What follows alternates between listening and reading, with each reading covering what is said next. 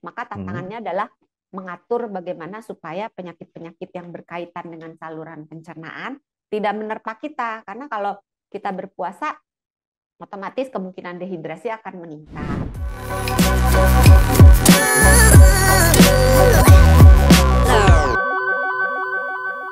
Catatan Dokter Santi sepanjang puluhan tahun masalah-masalah kesehatan yang sering muncul ketika mudik.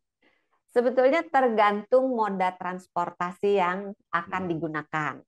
Kalau misalnya menggunakan penerbangan, biasanya tantangan kesehatannya lebih minimal karena waktu yang dibutuhkan kan lebih sedikit untuk mencapai tempat tujuan. Ya kecuali mudiknya Tetapi, ke Amerika Serikat gitu kan panjang. oh iya benar juga ya. Oke, oke. Terus kalau mode transportasinya darat, tergantung lagi menggunakan apa. Karena eh, di negara kita tercinta ini banyak sekali kendaraan yang bisa dialihfungsikan menjadi Ya, ya, kendaraan mudik gitu. ya, ya. Kalau menggunakan roda 4 atau bus, biasanya eh, tantangannya lebih minimal dibandingkan dengan menggunakan roda 2. Karena pada Mhm. dasarnya kendaraan roda 2 itu dan roda 3 itu tidak dianjurkan untuk digunakan perjalanan jauh, dan Mhm.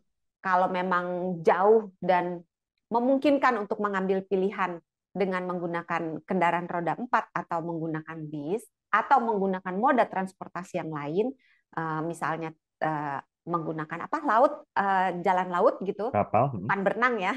Enggak dong. Nggak nyampe nyampe kalau berenang itu lebih dianjurkan ya.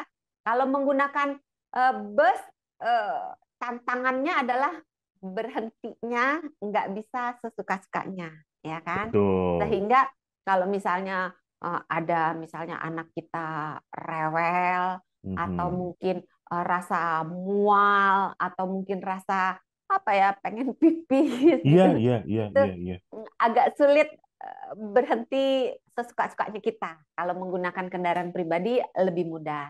Nah, tantangannya ya itu tadi mabuk laut, terus karena ini dijalankan apa mudik kebanyakan dijalankan Mhm. ketika masih berpuasa, maka Mhm. tantangannya adalah mengatur bagaimana supaya penyakit-penyakit yang berkaitan dengan saluran pencernaan tidak menerpa kita. Karena kalau kita berpuasa, otomatis kemungkinan dehidrasi akan meningkat. Kemudian Iya, otomatis iya.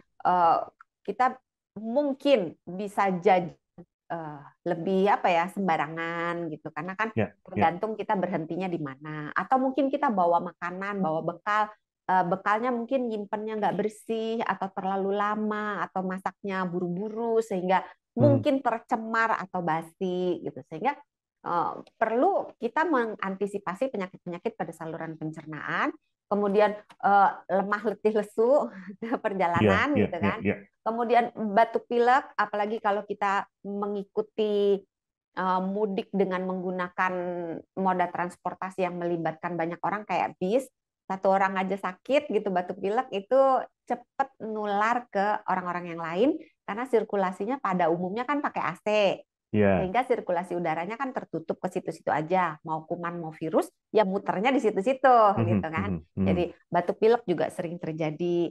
Kemudian eh, penyakit-penyakit yang memang sudah diderita sebelum pulang mudik, Mhm, diabetes lah, hipertensi mhm. lah, kolesterol lah, itu juga harus di apa ya, dipersiapkan gitu untuk obat-obatannya, untuk makanannya, untuk antisipasi yang lain-lainnya. Itu sih yang pada umumnya apa ya tantangan kesehatan, Mhm. selain karena buang air kecilnya mungkin agak susah, Iya. walaupun pemerintah berencana menambah jumlah toilet di setiap rest area menjadi Mhm, banyak mhm. banget, tetapi kan untuk mencapai rest area itu kalau macet kan jadinya lama ya. Iya, Sementara iya. kalau kebelet pipis nggak bisa sembarangan pipis, ya itulah jadinya kalau suka nahan pipis kan bisa kemungkinan infeksi saluran kemih jadi naik Mhm. gitu. Itu yang tantangan-tantangan kesehatan yang mungkin akan dihadapi pemudik selain apa ya? Biasanya itu sih.